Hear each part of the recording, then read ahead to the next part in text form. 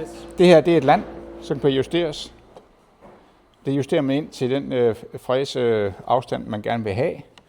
Læg mærke til, at der er dem her, kan du justere dybden, som du har lyst til, så det passer med, hvor meget selv du skal have eller kan tage af. Dem, hvor der er et leje på, der skal du selvfølgelig ikke tage landet længere ud, end at lejet er frit eller ikke andet lige røre. Det gør det cirka der, ikke? Og du spænder dig fast herude og her.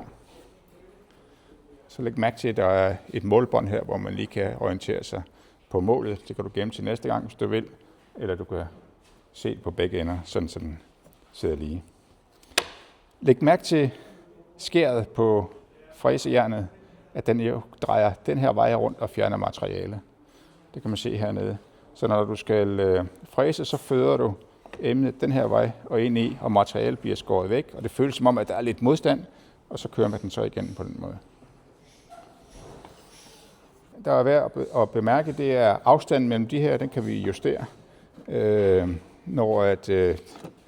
Den vil du gerne have så tæt som muligt, således at når man fører den her henover, at den ikke dumper ind, men hurtigt får kontakt til den modsatte side. Men der skal jo være plads til selve fræsejernet. Hvis nu at man havde et fræsejern som den her, så skulle man have justeret den bredere. Og det gør du her på bagsiden. Der er nogle vingemøtrikker her, hvor du lige kan skrue dem fast til bolden, og så holde igen med en finger i ham på bolden, så den ikke drejer rundt.